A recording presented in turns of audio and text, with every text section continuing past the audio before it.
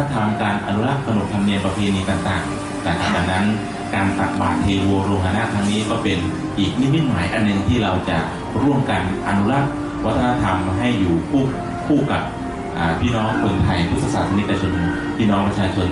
ลูกๆหลานๆของเราตราบนานเท่านานเขาบอกว่าอย่างการทำข้าวต้มมัดเนี่ยนะคะไม่ใช่ว่าใครจะห่อก็ได้นะคะเพราะว่ามันก็ใช้ศิลปะวัฒนธรรมเหมือนกันในการประณีตนะคะไม่ว่าเป็นการพับใบตองนะคะแล้วก็นำตอกนะคะมามัดให้ข้าวต้มมัดเนี่ยมัดเป็นคู่กัน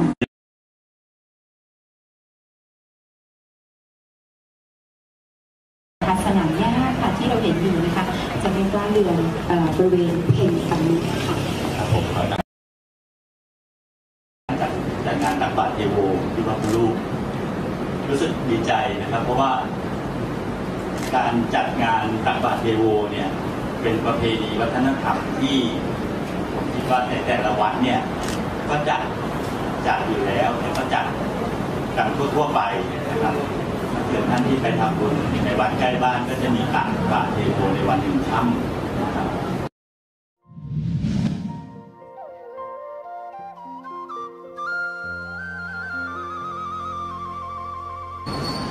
สำหรับงานตักบาตรเทโวโรหณะนะครับซึ่งวัดในเขตเทศบาลเมืองชลบุรีเนี่ยก็จัดกันทุกวัดอยู่แล้วนะครับแต่สิ่งที่ผมได้เห็นนะครับก็คือในเขตเทศบาลเนี่ยยังไม่ได้มีการรณรงค์ในเรื่องของการตักบาตรเทโวให้เป็นที่เรื่องลือนะครับก็เลยเป็นแนวคิด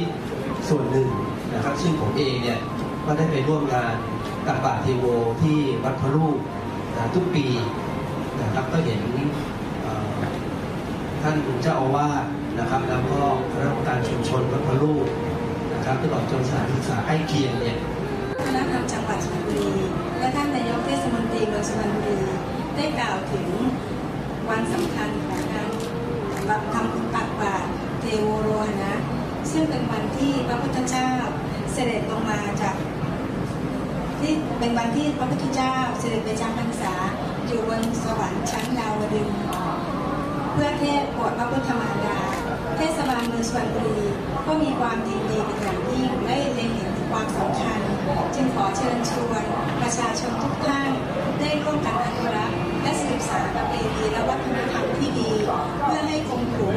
ชั้นดาวดึงส์ก็หมายความว่าจะต้องเดินลงวันที่ 9 พฤศจิกายน พุทธศักราช 2560 ซึ่งถึงวันนี้ก็เป็นเวลายังไม่ถึง1 ปี ก็ถือว่ายังเป็นเวลาที่น้อยยังทำอะไรไม่ได้มาก แต่ก็อาตมาบวชที่วัดพระลูกเมื่อพศ 2544 ซึ่งก็บวชแล้วก็จำพรรษาอยู่ที่วัดพระลูกตลอดมาไม่ยังทำอะไรไม่ได้มากแต่ก็อาตมาบวชที่วัดพระลูกเมื่อพศ 2544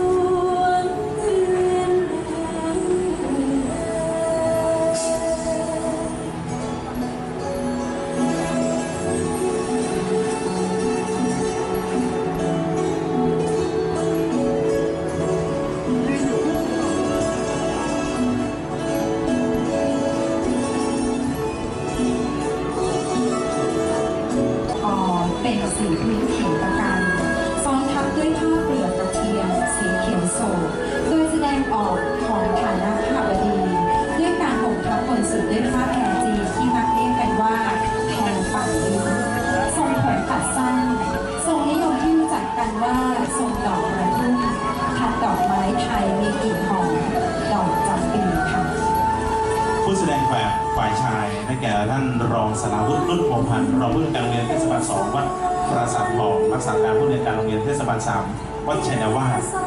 ฝ่ายชายนุ่งสลงแบบจีบหน้าด้วยผ้าไหมยกลายราชวัตรสีแดงสันนิษฐานกันว่าผู้ชายที่เป็นข้าบดีสมัยนั้นจะนุ่งสลงแบบราชนิยมมีหลักฐานให้เห็นได้จากภายในพระ สู่ช่วงสมัยรัตนโกสินทร์สมัยรัชกาลที่ 5 ซึ่งมักนุ่งจงกระเบนปลายผ้าคลุมข้อเข่าผ้าที่นุ่งเป็นเส้นไหมหางกระรอกสีเหลืองแก่งขนมช่วงบนใส่เสื้อตัดด้วยผ้าลูกไม้ฉลุสีเหลืองทองย้อมด้วยแขนยาวมีระบายเป็นชั้นตามอิทธิพลของตะวันตกแต่เน้นความเป็นไทยทรงผมสั้นดอกกระทุ่มมักจะไม่ประดับดอกไม้เนื่องจากถือศีล8ค่ะสำหรับผู้แสดงแบบฝ่ายชายนะครับได้แก่คุณชินภพชุนดีนะครับนักพัฒนาชุมชนปฏิบัติการกองสวัสดิการสังคมเทศบาลเมืองสุพรรณบุรีนะครับฝ่ายชายนุ่งจงกระเบนผ้าเส้นไหมเสื้อผมมวยประดับดอกไม้ล้อมรอบปักปิ่นอย่างจีนไม่ทัดดอกไม้เยี่ยมคนไทยค่ะสำหรับผู้แสดงแบบฝ่ายชายได้แก่คุณลิติพรมีท้วมนะครับฝ่ายชายนุ่งกางเกงเนื้อแพรอย่างเรียกกันว่าปังลิ้นมีสีเปลือกลิ้นจี่ไม่นิยมสวมเสื้อผ้าถุงด้วยผ้าขาวม้าแต่เป็นผ้าแพรจีนสวมหมวกสารไม้ไผ่ปีกกว้างที่เรียกกันว่าหมวกกุยเล่ยมักนิยมถักเปียตามอิทธิพลชายจีนสมัยราชวงศ์แมนจูสำหรับผู้แสดงแบบทั้งสองทีมนะคะลักษณะเป็นปักราสามไม้ไผ่จีนที่นิยมเรียกกันว่าหวยนาแต่แสดงถึงสถานภาพที่มีความมั่งคั่งจึงใช้หวยนาแบบ2 ชั้นอันนี้คือการแต่งกายในชุดสวรรค์ปัจจัยจีนขยันหมั่นเพียรเป็นเช่นเศรษฐียามมั่งมีพรีปัจจัยถวายกุศลซึ่งชุดทั้งสองนะคะเสื้อผ้าที่แสดงนะคะแสดงให้เห็นการผสมผสานทางวัฒนธรรมไทยในสมัยกรุงรัตนโกสินทร์ช่วงสมัยรัชกาลที่ 3ซึ่งมีชาวจีนกลุ่มหนึ่งที่หนีภัยการเกิดนะคะเขาเรียกว่ากบฏอันยี่ค่ะอพยพย้ายถิ่นฐานมาปักหลักทำกินและการค้าที่หัวเมืองสุพรรณจากคำบอกเล่าของผู้รู้จากอาจารย์สถานแสงจิตพันธ์นะคะได้เล่าให้ฟังว่าอาชีพหนึ่งที่ชาวจีนทอด้วยผ้าไหม4 เส้น4 กระกองยกเลยดอกแก้วก้านแก้วนะคะปลายเชิงรวยซึ่งลักษณะโดดเด่นของผ้ายกเมืองลำพูนแสดงออกถึงความเป็นสตรีชนชั้นสูงทางเหนือด้วยการห่มสบายชายทับทอจากผ้าไหมยกพิมพ์ลายค่ะครับผมสำหรับผู้แสดงแบบฝ่ายชายได้แก่คุณจุลยุทธปลาภานะครับภูสาธรนะครับข้าราชการบำนาญสำนักงานคณะกรรมการการอาชีวศึกษานะครับฝ่ายชายนุ่งโจงกระเบนผ้าไหมยกลายราชวัตรสวมเส้นแขนยาวแบบฝรั่งที่เรียกว่าราชประแตนนะครับสันนิษฐานว่าน่าจะแพงมาจากคำว่าเรโยแพทเทิร์นสวมถุงเท้ายาวคลุมเข่าสีขาวเข้ากับรองเท้าหนังตามแบบตะวันตกนะครับสำหรับภาชนะนะคะที่